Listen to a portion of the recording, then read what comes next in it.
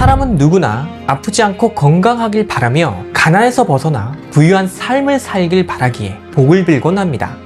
그리고 이렇게 복을 비는 것을 기복이라 하는데, 이러한 복을 신이 줄 수 있으니 그 신을 믿으면서 기도하라고 가르치는 종교를 기복 종교라고 하죠. 이처럼 기복 종교는 복을 구하는 사람의 자기 능력이 아니라 외부에 존재하는 타자, 즉 신으로부터 그 복을 얻게 된다는 믿음을 요구하기에 이를 타력신앙이라고도 하는 것입니다. 그리고 이러한 타력신앙으로서의 기복 종교는 고대로부터 인류가 거주한 거의 모든 지역을 통해서 다양한 모습으로 등장했으니 인류의 역사와 기복 종교의 역사는 그 흐름을 같이 한다고도 볼 수 있는 것이죠. 그런데 특이하게도 고대 인도와 대륙에서 등장한 이 종교만큼은 이러한 타력신앙의 전통에서 벗어나 기복적 성격을 거부하였으니 이 종교가 바로 불교입니다. 참고로 초기 불경인 브라마잘라 수타를 보면 불교 등장 당시에 인도 사회에서 유행을 하고 있었던 타력신앙의 여러 미신적 행태들이 소개되고 있는데, 여기에는 각종 공약물을 바치면서 신에게 제사를 드리는 행위, 귀신을 부릴 수 있다며 주문을 외우는 행위, 기륭화복을 점치는 행위 등등이 소개되어 있죠. 그리고 불교의 창시자 고타마 시다르타는 이러한 행위들 일체를 축생에 도라하여 짐승의 수준에서나 하는 것이니 수행자가 할 바는 아니라고 가르쳤습니다. 왜냐하면 시다르타는 인간이라면 누구나 자신의 힘으로 수행하여 깨달음을 얻을 수 있으며 지극한 행복의 경지라 하는 니르바나에 들 수 있다고 가르쳤는데, 사람들이 이러한 자기의 힘, 즉 자력에 대한 신뢰를 놓친 채 타력신앙에만 빠져 있으면 결코 붓다가 될 수 없다고 보았기 때문이죠. 더군다나 불교가 등장할 당시 인도에서는 브라만교라는 것이 성행을 하고 있었는데요. 참고로 이 종교는 카스트라 하여 인간을 4등급으로 구분한 채 차별을 했으며, 이러한 차별이 전생에 당신이 지은 그 악한 업보에 따른 현생의 과보다 라고 하여 정당화를 했었고, 인간은 이런 운명 앞에서 순종해야 한다, 그렇게 가르쳤죠. 이처럼 인간의 차별을 숙명론적으로 정당화하고 있던 타력신앙의 시대 속에서 시다르타는 인간은 그 자체로 존귀하며 누구나 자신의 힘으로 자기 운명을 극복할 수 있다는 자력의 이치를 가르치기 위하여 타력신앙의 여러 미신적 행태들을 강력하게 비판했던 것이랍니다. 그리고 이러한 붓다에게 한 촌장은 다음과 같은 질문을 던졌죠. 위 없는 바른 깨달음을 이루었다고 알려져 있는 그대 붓다여, 서쪽에서 온 바라문 사제들이 주장하기를 자신들은 물병에 든 물을 뿌려 인간의 죄를 씻겨주며 불의 신에게 제사를 드려 죽은 이의 영혼이 천상에 태어날 수 있도록 해줄 수 있다고 한다. 여기에 대해 붓다 당신은 어떻게 생각하는가? 초기 불경인 가미니경에 나오는 이 촌장의 물음에 붓다는 답변 대신 다시 이렇게 질문합니다. 살생을 저질렀고 도둑질을 했으며 온갖 거짓말로 사람들을 괴롭히면서 남을 해치려 드는 생각에만 사로잡혀 있었던 한 사람이 있었다. 그런데 이런 그가 수명을 다해 죽자 주변 사람들이 와서 그가 천상에 태어날 수 있도록 주문을 외워주었다고 한번 해보자. 어떠한가 촌장이여? 이렇게 하면 과연 그 사람은 천상에 태어날 수 있는 것인가? 이 물음의 촌장은 어찌 사람을 죽이고 도둑질을 일삼은 자가 속죄도 하지 않은 채 죽었는데 주문 좀 외워줬다 하여 천상에 태어날 수 있다는 말인가? 라고 하면서 그럴 수는 없는 일이라고 답을 합니다. 네, 죄를 지은 자는 자신의 그 죄를 직접 속죄해야 하는 것이며 선한 삶을 살기 위해 노력하며 반성할 때 비로소 고통에서 벗어날 기회를 얻는 것이지, 사제들이 물로 씻겨주고 제사를 대신 드려준다고 하여 그의 죄가 씻겨진다는 이런 논리는 인과율에 위배될 뿐만 아니라 한낱 허구라는 얘기입니다. 이처럼 불교는 초월적 신비주의가 아닌 상식적 윤리관에 기초한 자력신앙으로서의 종교라는 것을 알 수가 있는데요. 하지만 오늘날 불교의 사찰들을 방문해보면 삼재 아군을 소멸하는 기도회에 동참하라는 그런 현수막도 걸려있는 것을 볼 수가 있고, 입시철에는 특히 합격 발언 소원 성취 기도회가 열리는 것도 볼 수가 있답니다. 그렇다면 이러한 불교의 모습을 우리는 어떻게 이해해야 하는 걸까요? 인간이 복을 구하는 것, 가령 불치병에 걸린 자식을 위해 울며 기도하는 부모를 상대로 이런 행위가 나쁜 행위라고 말을 해서는 안 될 것입니다. 다만 부처님을 신처럼 모신 채 복만 빌 뿐 불가의 진리를 공부하는 데는 거의 관심을 보이지 않는 것, 이런 현상에 대해 문제의식을 느끼게 된다는 것인데, 이를 현재 학계에서는 기복불교라고 부르고 있죠. 그렇다면 자력종교로서의 불교가 어찌하여 이처럼 기복신앙의 모습을 보이게 된 걸까요? 우리는 이 문제와 관련하여 먼저 붓다의 신격화에 대한 문제부터 만나보도록 하겠습니다.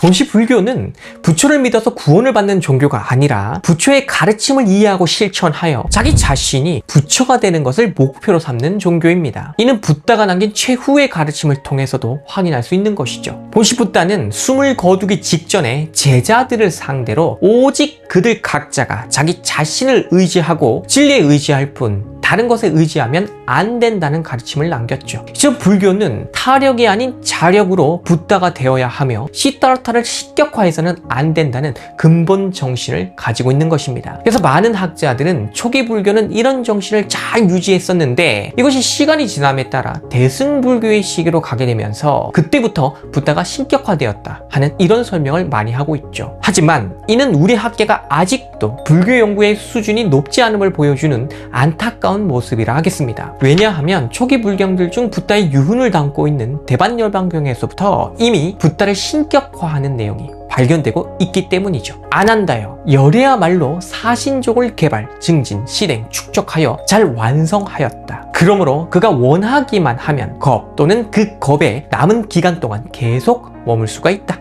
여기서 사신족은 신통력을 의미하며 이 신통한 힘으로 열애, 즉 붓다는 원하기만 하면 겁이라고 하는 엄청나게 긴 세월 동안 죽지 않고 이 세상에 남아있을 수 있다 하는 얘기입니다. 이와 같이 대반열반경에서 묘사되고 있는 붓다의 모습은 초자연적 모습인 것을 알 수가 있는 것이죠. 그리고 붓다 인멸 후 약 100년의 세월이 흐른 후부터는 여러 부파가 생기기 시작을 하는데 이때 가장 먼저 나온 부파가 대중부와 상자부이며 이를 근본 이부의 분열이라고 부릅니다. 그리고 이러한 시기를 기록한 이부 종육론을 읽어보면 대중부에서는 붓다의 위력에 한량이 없고 그 수명 또한 무한하다라고 설명하는 내용이 확인되고 있죠. 이처럼 붓다를 신격화한 것은 대승불교가 성행한 동북아시아 지역에서 벌어진 특수한 현상이 아니고 이미 인도 땅에서 붓다의 인멸이 있던 시기를 전후해서 발생했던 것이다 라고 봐야 한다는 겁니다. 그렇다면 왜 붓다가 살아 생전에 자신을 신격화하지 말라고 그렇게 당부를 했음에도 불구하고 이렇듯 일찍이 그에 대한 신격화 작업이 벌어졌던 걸까요? 바로 이 물음에 대한 답 속에 기복불교의 본 모습이 들어있다고 하겠습니다.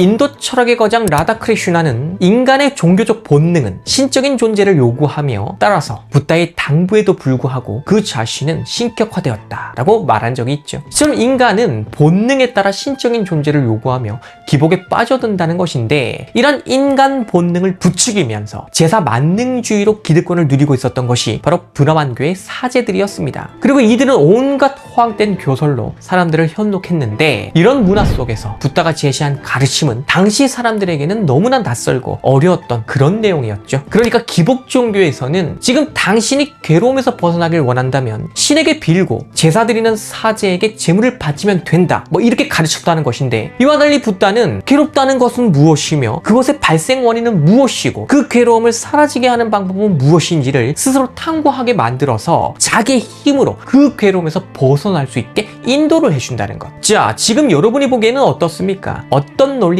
더 끌리시나요? 아무래도 신에게 빌고 제사를 드리면 문제가 해결된다고 하는 이런 논리가 훨씬 편하고 쉬워 보이죠. 그에 비해 붓다의 가르침은 많이 못 배워서 지식이 부족한 사람들에게는 이해하기 어려워서 회피하게 되며 재산이 많은 분들은 죄물을 기부하면 바로 해결된다고 그렇게 보기 때문에 또 회피하게 된다는 겁니다. 더군다나 고대 인도 사회는 배움의 기회가 원천적으로 차단당했던 사람들 그리고 남성에 비해 교육적 기회가 부족했던 여성들 뿐만 아니라 기복신앙의 논리에 빠져 있었던 지식인들이 살고 있던 그런 사회였습니다. 그래서 붓다는 비록 어렵지만 그래도 자신 있게 알게 된 이 소중한 진리를 그런 사람들에게 가르치기 위하여 이른바 차제설법과 대기설법이라는 방법을 선택했죠. 자, 그러므로 이제부터 제가 여러분이 이 내용이 무엇인지를 알기 위해 쉽게 설명을 해드려 볼 텐데요. 배움의 기회를 얻지 못한 수드라, 이 비천한 노예로 사는 사람이 있다고 한번 가정을 해봅시다. 그런데 이제 이 사람은 지금 받는 그 고통을 잘 감당을 해야만 천상에 태어날 수 있다는 브라만교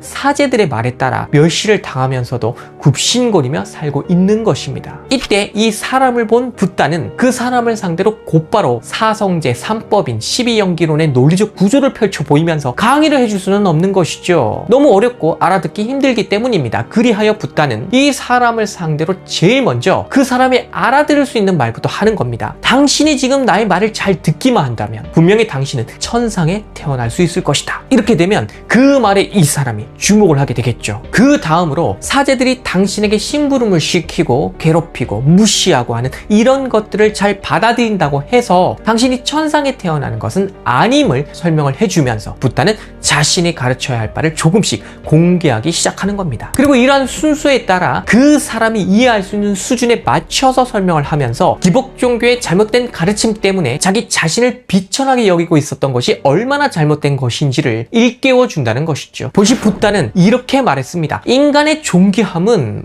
타고난 가문이나 지위 때문에 생기는 게 아니라 현재 당신이 무슨 행위를 하고 있는가로부터 생기는 것이다. 자, 이러한 내용을 그 사람이 알아들을 수 있도록 온갖 쉬운 비유를 들어서 설명을 해주고 그 후에 이 세상에서 가장 존귀한 것은 바로 당신이다. 당신이나 붓다라고 칭송받는 나나 다를 바가 없다. 이렇게 일깨워주면서 당신 또한 붓다가 될 수 있으니 일체중생 시류불성, 일체중생, 그러니까 사회적으로 잘 나가는 사람이나 못 나가는 사람이나 배운 사람이나 못 배운 사람이나 돈이 많으나 적으나 할 것 없이 다 불성, 즉 부처가 될 수 있는 그 자질을 가지고 있다는 이 진리를 알려준다는 겁니다. 그리하여 그 사람이 이러한 붓다의 가르침을 통해 스스로 노력하게 만들고 그리하여 그 사람도 깨달음을 얻을 수 있도록 해주는 것, 이게 고타마 시타르타가 보리수 아래 앉아 깨친 이후 인멸할 때까지 부지런히 다니면서 행했던 차제설법과 대기설법이라고 하는 것이죠. 즉 차제설법은 사람이 이해할 수 있도록 순서를 정하고 그 순서에 맞춰서 내용을 전개하는 것을 말하고, 대기설법은 그 사람의 근기, 사람마다 수준이 다 다르니까요, 그 사람 수준에 맞는 맞춤식으로 설명을 한다는 것을 뜻합니다. 하지만 당시 인도 사회는 온갖 신들을 믿는 토속신앙이 아주 강했고 사실 지금도 강합니다. 또 브라만교의 허황된 교설에 빠진 자들도 정말 많았기 때문에 그래야 붓다를 직접 만나지 못한 채 소문만 듣고 있던 사람들은 이러한 붓다를 신격화하여 신비로운 존재를 인식하는 이런 일들도 벌어졌고, 또 붓다의 제자들 중에서도 붓다를 신격화하고 싶은 이들이 있었다고 볼 수 있는 것이죠. 그래서 붓다는 이런 사회적 풍토와 분위기를 의식하면서 자신이 신격화되는 것에 반대하는 메시지를 냈다는 것인데, 이런 내용들이 초기 불전자료 여러 곳에 나타납니다. 그럼에도 불구하고 붓다를 신격화하여 그의 직계 제자가 바로 나다, 이렇게 해가지고 자신의 권위를 높이고 싶었던 이들이나, 또는 붓다의 가르침을 잘 이해하지 못해 뿌리 깊은 인도의 기복신앙에 기댄 채 그를 이해하려 들었던 이런 이들은 붓다가 차제설법의 한 방편으로 들었던 비유 또는 대기설법을 통해 했던 특정 내용만 단장치를 해서 붓다께 빌면 천상에 태어난다고 가르치셨다, 붓다의 말씀만 잘 들어도 여러 종류의 신통력이 생겨가지고 우주 만물을 마음대로 다루는 능력이 생긴다고 붓다께서 말씀하셨다, 이런 식으로 그를 신격화하는데 활용을 했다는 겁니다. 하지만 초기 불교는 이런 붓다의 신격화에 맞선 채 불교의 본 가르침에 주목할 수 있도록 이끄는 그런 1세대 제자들이 많이 남아있는 편이라서 그 정도가 아주 심했던 것은 아니지만, 문제는 시간이 지나면서 점차 이런 기복적 성격의 불교가 생각보다 빠른 속도로 강해졌다는 것이죠. 참고로 사라타파 까시니를 읽어보면 법신불에 대한 논리가 발견이 되거든요. 그러니 이것은 붓다의 신격화가 일찍부터 있었다는 문헌학적 근거로 볼 수도 있는 것입니다. 어쨌든 이렇게 불교는 기복신앙으로 점철된 인도 전통 속에서 등장한 후에 기복을 인간의 자력으로 극복을 해야 한다, 이렇게 가르쳤다는 것이지만, 이런 가르침을 사람들이 생각보다 잘 못 알아듣는 경우가 많다 보니까 이거를 설득력 있게 전달하는 과정에서 기복적 내용이 일부 섞여들게 되었다, 방편으로요, 이렇게 이제 설명이 된다는 건데, 그러나 이걸 또 역으로 이용을 해서 그런 부분만 집중 부각을 시켜가지고 붓다의 신격화, 불교의 기복화를 주도한 인물들도 있었다는 것. 하지만 이러한 성격의 내용이 초기 불전자로 여기저기에 묻어난다 해도 그 전체를 일목요연하게 논리적으로 읽어보면 차제설법의 관점이 보이게 되는 것이며, 이것은 기복을 위한 붓다의 교솔이 아니라 기복에서 인간을 해방시켜주기 위한 붓다의 교솔로 읽힌다는 것이니, 이런 진실과 달리 안타깝게도 불교를 초기부터 기복신앙으로 오해하는 일들이 시작됐다는 것입니다.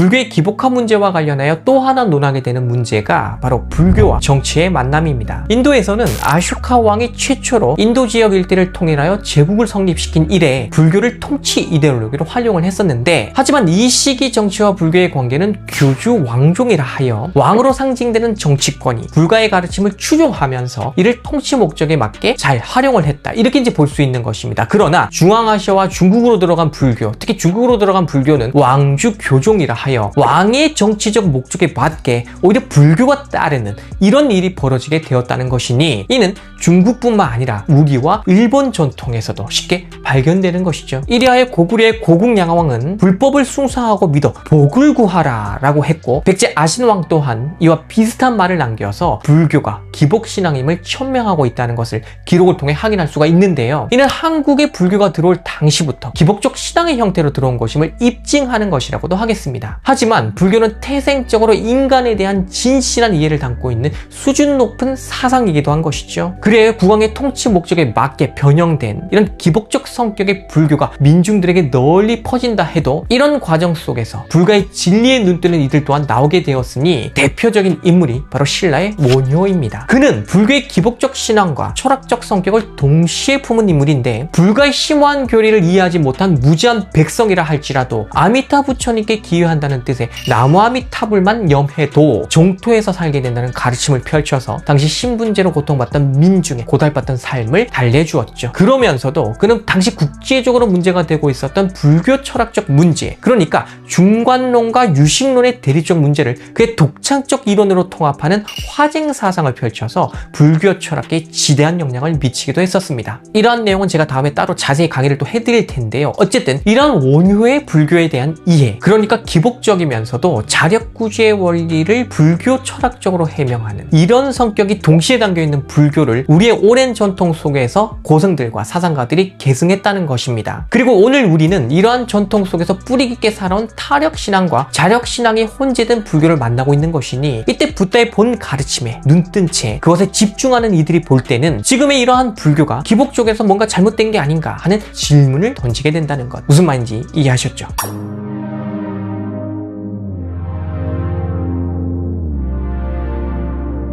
기복불교의 문제, 이것은 불교학이 본격적으로 성립된 19세기 후반과 초기 불교에 대한 학술 자료가 많이 유입된 20세기 중반 이후부터 본격적으로 인식된 것입니다. 왜냐하면 우리나라는 전형적인 대승불교의 전통 속에 있는 나라이며, 이런 문화 속에서 오랜 세월 스님들은 초기 불경인 아항경보다는 반야부 경전을 비롯한 대승경전들을 더 높게 치면서 공부하셨기 때문이에요. 예를 들어 대승경전 중 초기에 속하는 법화경만 해도 역사 속 석가모니를 인간 실존의 모습이 아닌 구원실성불이라고 하는 신격화된 존재로 설명을 하고 있는 것입니다. 그러니 이런 대승경전 위주로 공부를 하면서 학풍을 이룬 한국의 전통 불교에서 기복 불교의 문제가 인식되기는 쉽지 않았겠죠. 그러므로 초기 불교의 메시지를 보다 본격적으로 만날 수 있는 그런 학술적 배경이 갖춰진 이후부터 이 불교의 기복신앙 문제에 대한 인식이 이루어졌다, 이렇게 볼 수 있다는 것입니다. 자, 그러므로 우리는 이제 앞서한 얘기들을 정리하고 기복불교의 전통에 대해 어떤 불교적 대안을 찾아야 하는가 하는 고민을 해야 하겠는데요. 본시 불교는 태어날 때부터 기복신앙으로 점철된 인도 문명 속에서 태어났다는 것, 그리고 이런 시대 상황 속에서 불교마저 기복신앙의 한 종류로 오해를 받기도 했었다라는 말씀을 드렸습니다. 하지만 붓다가 살아있을 때는 이런 오해를 불식시키는 가르침이 지속적으로 펼쳐졌고 제자들도 있었기 때문에 큰 문제가 없었으나, 그의 인멸 직후부터는 그를 신격화하는 작업이 곧바로 이루어졌으니 우리는 초기 경전 중 하나인 대반열반경을 통해 이런 내용을 만날 수 있다고 했었죠. 그리고 시간이 지남에 따라 불교의 기복적 성격은 점차 확대되었고, 정치와 불교가 만나면서부터는 그 성격이 더 강해졌다고도 했습니다. 그리고 이러한 기복 불교가 한국에 들어온 후 한국 불교의 전통으로 자리하면서 긴 세월 불교는 사성제와 삼법인 그리고 연기론적 구조에 따라 나와 세계를 이해하는 심오한 철학인과 동시에 절대자 부처님과 보살님들에게 소원을 빌어 그 기복을 이루는 타력신앙으로도 인식되었다는 것. 즉 불교는 논리적 철학인과 동시에 기복신앙의 성격을 동시에 가진 것으로 이해되어 왔다는 것이죠. 그러나 이제는 불교의 본 정신에 타력신앙이 들어선다는 것이 왜곡된 내용임을 알려주는 그런 초기 불경에 대한 자료들이 많이 입수되었으며, 이러한 지적 배경을 바탕으로 불교는 자력을 통한 자기 구원의 종교이며 복을 외부로부터 빌어오는 것이 아니라는 인식이 형성되기 시작했다는 것. 그러므로 이제 한국 불교는 이러한 불교의 본 정신에 맞게 새로운 움직임을 보여야 한다라는 말씀을 드려야 하겠는데요. 제가 보기에는 천도제, 생전예수제 등등과 같은 기복적 성격의 의례를 신도들에게 사차에서 권장을 하여 이를 통해 발생한 비용으로 사차를 운영하는 이런 기존 관행에서 벗어나 명상 수행을 할 수 있는 터전을 마련해주고, 이런 프로그램에 참여한 이들을 스님들이 지도를 또 해주면서 사차 운용비를 마련하는 것, 이런 방식으로 전환을 해보는 게 훨씬 바람직해 보인다는 말씀을 드리고 싶은 것입니다. 보다 구체적으로는 참나를 찾는 마음챙긴 명상 프로그램, 다선일치라 하여 차를 마시면서 선수행을 하는 스님들의 수행을 체험해 볼 수 있게 해주는 프로그램, 이런 것들을 마련해가지고 사찰이 운영을 하면 훨씬 좋지 않을까라는 말씀을 드리고 싶다는 것이죠. 물론 인간의 힘으로는 어찌해 볼 수 없는 일들이 우리가 살다 보면 벌어지는 것도 보게 됩니다. 앞서 들었던 예처럼 의학계에서마저 포기해버린 불치의 병에 나의 부모님이나 자식이 걸렸다고 한다면 그의 가족들의 심정은 어떨까요? 이런 안타까운 사연에 마음 아파 눈물을 흘리면서 그가 치유되기를 간절히 바라는 스님이 있다고 할 때, 이 스님이 아무런 조건도 없이 오직 그의 치유를 바라면서 부처님에게 기도하는 행위를 결코 우리는 비천한 행위라고 말할 수는 없는 것입니다. 단 문제가 되는 것은 기복적 의례를 통해 비용을 받고 이러한 비용을 불교 사찰의 운영비로 사용하는 방식, 이러한 것은 잘못된 게 맞다는 것이며 불교의 본 정신에 위배된다는 것이죠. 애초에 불교는 기복을 주도해서는 안 되며 더군다나 이를 활용해 경제적 이익을 누려서도 안 되는 종교니까요. 만약 기복적 의례가 문제될 게 없다 이렇게 말을 한다면 불교나 브라만교나 다를 바가 없는 겁니다. 그냥 믿는 대상만 바뀌는 거예요. 브라만교에서 주장하는 그런 초자연적 신비 대상을 붓도로 바꿔버리는 거죠. 이러한 문제가 있을 수 있으니 이제부터라도 한국 불교계에서는 이런 문제의식에 주목하면서 다시 변화할 수 있도록 노력해 달라, 이런 당부의 말씀을 드리고, 기복불교의 문제에 대한 공론화가 2001년도 불교평론을 통해 시작되었음에도 불구하고 아직까지 불교 철학을 연구하는 학자들 사이에서 이 주제로 심도 있게 작성된 논문이 제대로 발표되고 있지 않다는 것은 정말 반성해야 할 우리 학계의 모습이기도 한 것입니다. 이제부터 학자들도 이런 문제에 대해서 솔직하게 담론을 펼쳐가면서 수준 높은 논문들로 대안을 마련할 수 있도록 하는 그런 학술적 움직임이 있어야 한다는 것 끝으로 말씀을 드리면서 오늘 강의 마칠 테니까요. 다 함께 이 주제에 대해 지속적으로 관심 보여주시기를 바라겠습니다. 감사합니다.